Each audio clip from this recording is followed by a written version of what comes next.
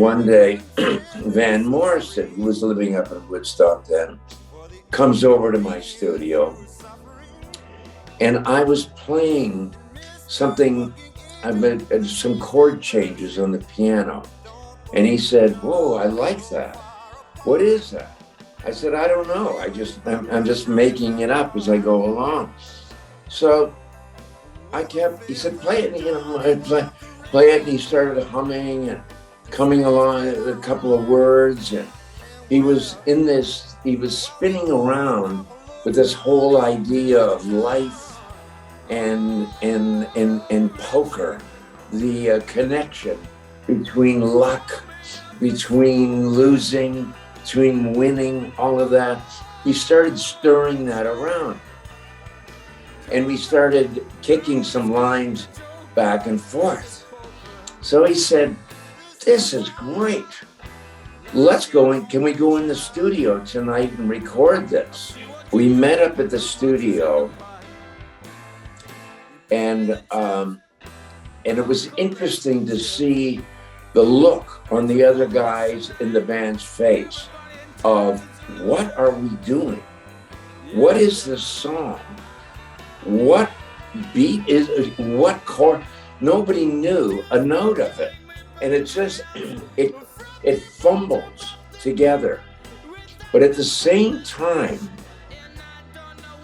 in doing this, both Van Morrison and Richard Manuel were nipping away at some whiskey. And you could tell that there was a cutoff point coming. Clock was running. And what? Right. The clock was running.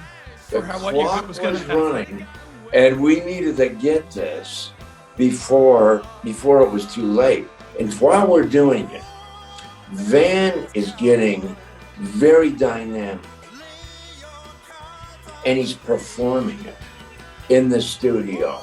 He's singing it, and he's doing all this stuff with his hands and moving around, and it reminded me of a pantomime. And then they were talking about Johnny Walker Red, and the difference between Johnny Walker Red and Johnny Walker Black is 4%. So I said, "Oh, we'll call it 4% pantomime." We laid this track down. We got it just in time, and then Richard drives Van back to his old house. They get there, Van gets out of the car, and he goes out, and he slips in the snow, and he falls down behind the car. Richard doesn't know that, and he starts backing over him. Van starts screaming, at him, doesn't get hurt, but it gets up, and he said, "You're trying to kill me. I know what you were doing. You were running over me. You were trying to kill me." And Richard said, "I didn't kill you." It was like such a bizarre event of recording that in my memory and in all of the experiences, it's one of those that sits way up there.